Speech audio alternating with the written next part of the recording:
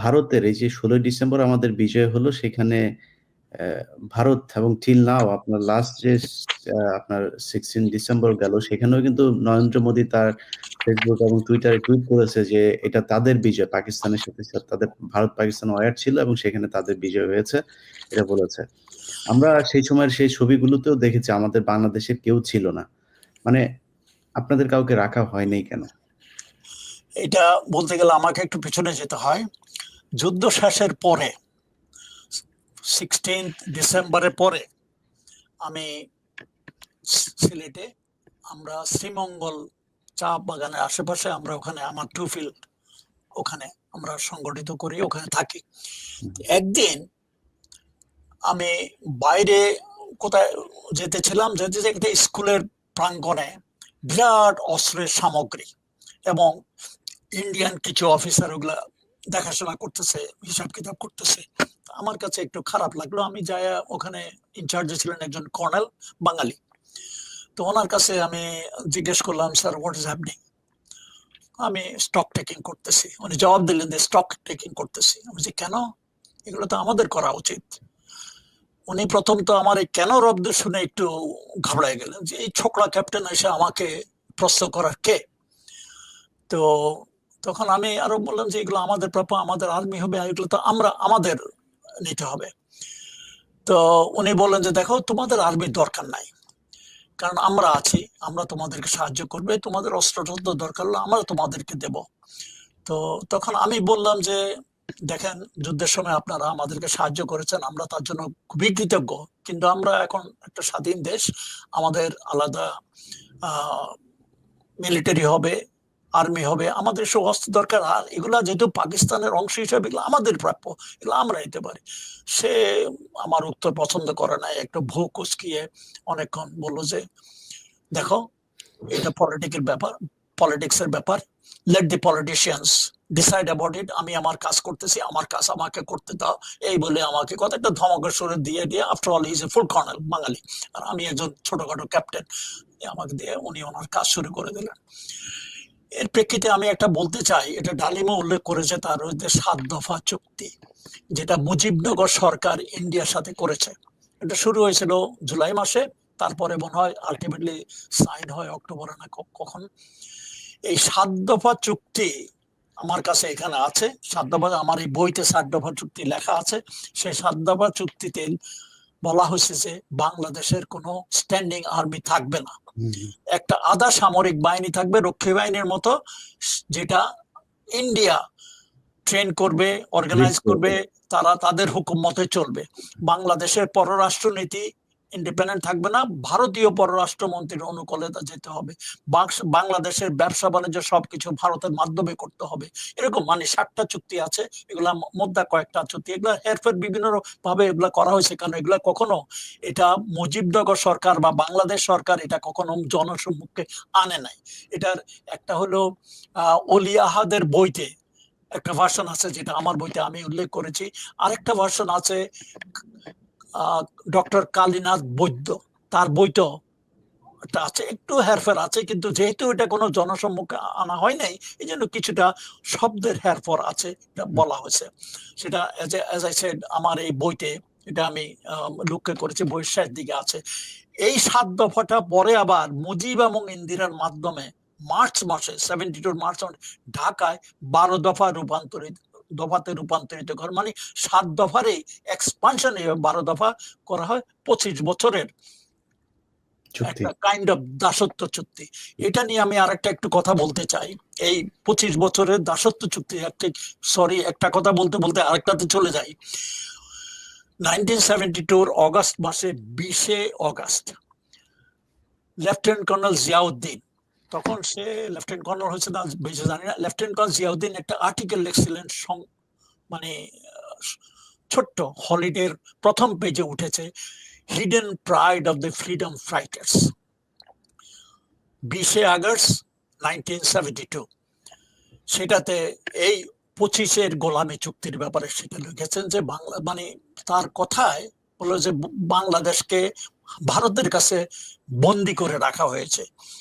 এখন যেই ফ্রিডম ফাইটাররা যুদ্ধ করেছে তাদের পথে ঘাটে দেখা যায় যে তারা ডিমোরালাইজড, যেই স্পিরিট নিয়ে যুদ্ধ করেছে সেই স্পিরিট তাদের কাছে নাই কেন? যাই হোক, সে আরো কিছু লিখেছে। এটা তো আওয়ামী লীগের কাছে সরকারের একটা মানে বোমা। শেখ মুজিব যখন দেশে নাই, সে তার একটা পেটের অপারেশন করতে মানে রাশিয়াতে আছে, কিন্তু খবর তার কাছে পৌঁছে গেছে। তখন উনি বলেছেন যে আমি ফেরত আসি, দেখি এটা কিছু বিহেতে করবো। শেখ মুজিব ফেরত আসার পরে সফিউল্লাহকে ডাকলেন, জিয়াউদ্দিনকে ডাকলেন মাপ চাইতে এবং তাদের এটা উইথড্র করতে। সফিউল্লাহ তো নিজে থরথর করে কাঁপতেছে, কিছু বলার কিছু নাই, কিন্তু Ziauddin is a proud soldier, proud man. সে কিছুক্ষণ পরে বাইরে টাইরে যায়, আসে বলছে আমি একটু চিন্তা করি, বাইরে ফেরত আসা যায়। সে সোজা কর, সরি স্যার, আমি যা বলেছি আমি অন্যায় কিছু বলিনি, আমি কোনো মাপ চাইতে পারবো না, এই বলে সে মাপ চলে আসছে। হি ওয়াজ ডিসমিসড। মজার কথা হলো ওই দিন জুলাই মানে অগাস্টের 20 তারিখে আমারও একটা আর্টিকেল দৈনিক বাংলাতে প্রকাশ হয়। আমার পাকিস্তান থেকে আমি কিভাবে পালায় আসছি সেই কাহিনীটা দৈনিক বাংলার মানে প্রকাশ হয়। এই দুইটা আর্টিকেল মিডিয়াতে যাওয়ার জন্য জিয়াউদ্দিনকে, ও তখন সফিউল্লাহ কিন্তু আর্মির মানে সফিউল্লাহ তখন ইয়ে না, আর্মি চিফ না, সে তখন ব্রিগেড কমান্ডার। আমাকে এবং জিয়াউদ্দিনকে দুইজনে ডাকা হলো হেডকোয়ার্টারে। আমরা কেন মানে সেনাবাহিনীর ক্লিয়ারেন্স ছাড়া এগুলা পেপারে দিলাম।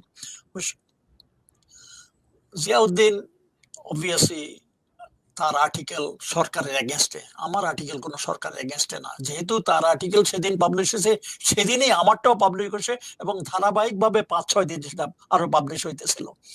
তো জিয়াউদ্দিনের সাজা তো আমি বলেছি তার কি হয়েছে, ডিসমিসড। আমাকে মোটামুটি একটা মানে কি জানি বলে তিরস্কার চিঠি দিয়ে বলে যে চিঠি দিয়ে দেওয়া হলো যে এটা করা ঠিক হয় নাই। তখন আমি কিন্তু বলেছিলাম যে আমি এটা একেবারে যে মানে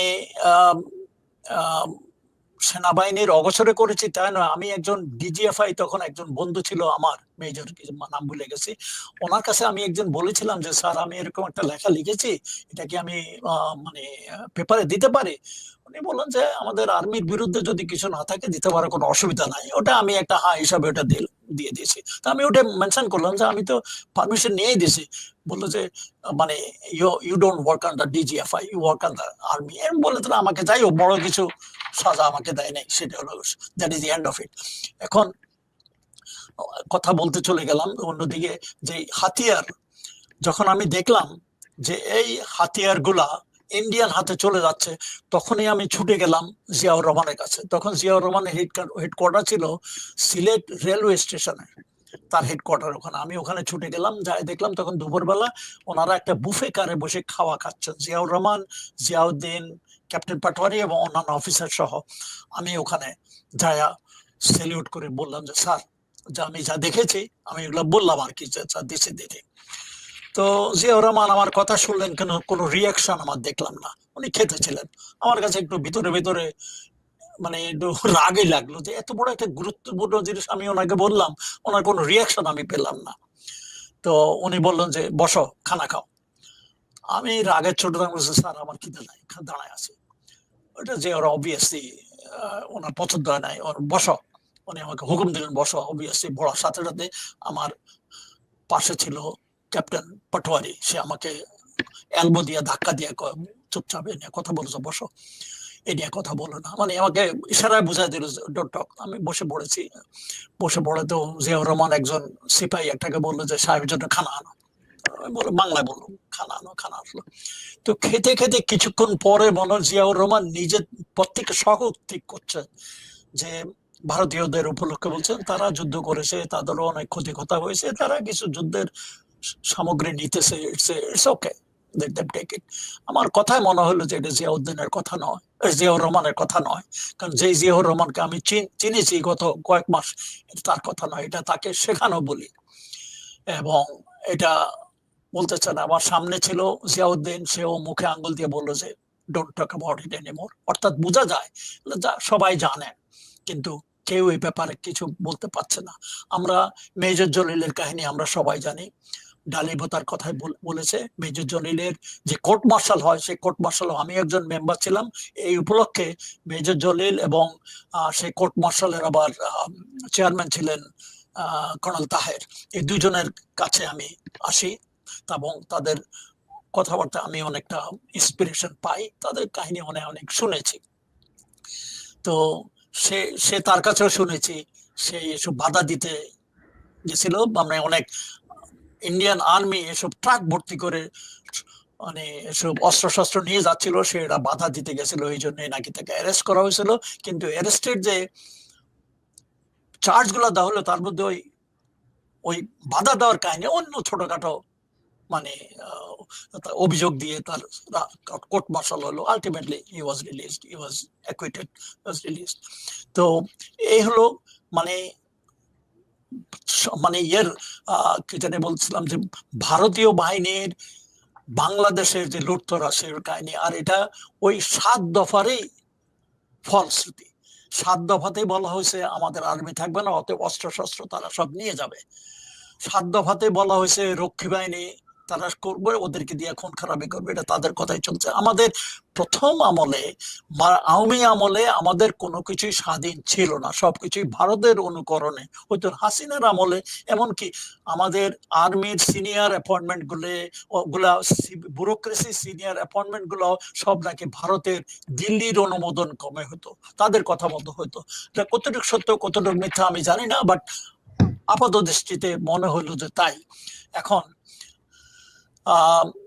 তোমার প্রশ্ন ছিল সেটা হলো আমার প্রথম ঘটনা। আচ্ছা, এই যে অস্ত্রগুলা নিয়ে যে আমি যে এটা কথা বলেছি, বাধা দিয়েছিলাম, এটা পরবর্তী পর্যায়ে আমি বুঝতে পেরেছি যে এর সাজা আমাকে পেতে হয়েছে, কারণ এই খবর ওখানে চাপা থাকেনি, উপরে চলে গেছে।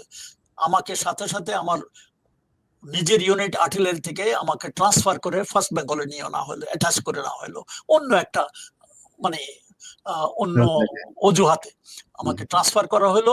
এবং আমাকে যে খেতাব দেওয়া হলো সে খেতাব দেওয়া ডাউন গ্রেড করে ছোটখাটো একটা দেওয়া হয়েছে আমাকে। জিয়াউর রহমান যদিও নিজে কিন্তু রেকমেন্ড করেছিলেন one of the highest awards in the gallantry, because he has seen what I have done in the war and he has recommended। কিন্তু প্রথম যেটা পাইছি আমি, প্রথমে পেয়েছিলাম সেটাকে ডাউন গ্রেডের ছোট একটা দিছে। যাই হোক, পরের কথা। আর দ্বিতীয় খটকাটা যেটা তুমি বললা যে তোমার যে মেইন প্রশ্ন ছিল যে সারেন্ডার সেরিমনিতে কোনো বাঙালি কেউ মুক্তি বাহিনীর কেউ ছিল না কেন। তো প্রথম খটকা তো আমার লাগলো যে কেন এইসব হাতিয়ার গুলা মানে ইন্ডিয়ারা নিয়ে যাচ্ছে। দ্বিতীয় খটকার, তখনকার দিনে কিন্তু সেলফোন ছিল না, খবর আমরা কিছু জানতাম না। আমরা সিলেটে, ঢাকায় কি হচ্ছে অত ডিটেইল আমরা জানতাম না। অর্থাৎ আমরা হয়তো মানে কমান্ডাররা হয়তো জানতেন, আমরা নিচু স্তরের ছোটখাটো অফিসাররা আমরা অত ডিটেইল জানতাম না। পরবর্তী পর্যায়ে আমরা যখন ঢাকায় আসলাম, আমরা মনে হয় ঢাকা আসছি, কারণ ঢাকার ক্যান্টনমেন্ট তখন পুরা ইন্ডিয়ার আর্মির দখলে। সেকেন্ড বেঙ্গল আসছে, তাদের ব্যারাক নাই, জায়গা নাই, তাদেরকে থাকতে হয়েছে সরহদ্দি উদ্যানে। আমরা তারপরে আস্তে আস্তে তাদের জন্য জায়গা ভ্যাকেট করাতে করাতে আমরা যখন আসলাম মনে হয় তখন জানুয়ারির মানে মাঝামাঝি মাসের দিকে আমরা ঢাকায় আসলাম, তখন আমাদের জন্য ব্যারাক মানে খালি করা হলো। আমরা তখন ওখানে গেলাম। অন্যান্য জায়গাতে অনেকগুলো এখনো ইন্ডিয়ান আর্মি দখলে ছিল, তারা আস্তে আস্তে তারা ওগুলা খালি করতে লাগলো আর কি। তো পরে ঢাকায় এসে জানতে পারলাম যে সারেন্ডার সেরিমনিতে কোনো বাঙালি বা মুক্তি বাহিনীর কেউ ছিল না। এটাও আমার কাছে একটা খটকা লাগলো। কেন? কারণ আমরাও যুদ্ধ করেছি, আর আমাদের যুদ্ধ শুরু হয়েছে 25শে মার্চ রাতের থেকে, এটা মনে রাখো। কিন্তু সবাইকে আমি বলতে, আমাদের যুদ্ধ শুরু হয়েছে 25শে মার্চ রাতের থেকে। তারপরে 27শে মার্চ যখন মেজর জিয়াউর রহমান কালুরঘাটের থেকে অ্যানাউন্স করে যে আমরা মুক্তিযুদ্ধ শুরু করেছি, শেষ রক্তবিন্দু পর্যন্ত আমরা আমাদের মাতৃভূমি রক্ষা করব, তারপরে থেকে সর্বস্তরের লোকজন গিয়েছে। এর আগে কেউ কোনো স্বাধীনতার ডাক দেয় নাই। আওয়ামী লীগ বা অন্য লোক যত জাতি আজেবাজে কথা, সব মিথ্যা কথা। শেখ মুজিব তো বলেই নাই, বলার তার ইচ্ছাও ছিল না। এমনকি তাজউদ্দিন একটা রেডিও নিয়ে গেছে, একটা লিখিত ভাষণ নিয়ে গেছে ইন্ডিপেন্ডেন্সের, মুজিব রিফিউজ করেছে, সেটা করবে না, কারণ আমি যদি এগুলো করি, উনি বললেন আমার বিরুদ্ধে এগুলো সাক্ষী হয়ে থাকবে, আমার বিচার করবে। চিন্তা করো, তখনও শেখ মুজিবের ওই ট্রেজনের চিন্তা সে করে নাই। আওয়ামী লীগ অনেক কাহিনী বানাইতেছে, সে নাকি অ্যারেস্ট হওয়ার আগে সে মানে স্বাধীনতার কি জানি বলে 27 তারিখ হরতাল বলে গিয়েছেন। এক্স্যাক্টলি 27 তারিখে হরতাল ডাক দিচ্ছি, তার যদি তোমরা যায় নাকে তাল দিয়ে ঘুমা। 27 তারিখে হরতাল, এগুলো মানে শারমিন আহমদের বইতে এসব সব লেখা আছে। আমার কাছে শারমিন আহমদের বই আছে, লেখা আছে। তো সেই প্রেক্ষিতে এখন চিন্তা করো, মুজিব কোনো স্বাধীনতার ডাক দেয় নাই, চায়ও নাই। এই জিয়াউর রহমানের ঘোষণার পরেই লোকে জানতে পারলো, একটা ডাইরেকশন পাইছে যে মুক্তিযুদ্ধ শুরু হয়েছে। তখনই আপামর জনতা, ছাত্র, শিক্ষক, যারা পুলিশ, বিডিআর এর যারা যারা ছিল, এখনো মানে পলিটিক্যাল কোনো ডাইরেকশন পায়নি, তারা একটা ডাইরেকশন পাইলো, তারা যুদ্ধ শুরু করলো এবং একে একে সবাই জয়েন করা শুরু করলো। তারপরে মুক্তিযুদ্ধের কাহিনী আমরা সবাই জানি কিভাবে কিভাবে হলো। মাত্র 30% টাকায় জমির মালিক হয়ে নতুন বাংলাদেশের গড়ে তোলার স্বপ্ন দেখা বাংলা বসতি।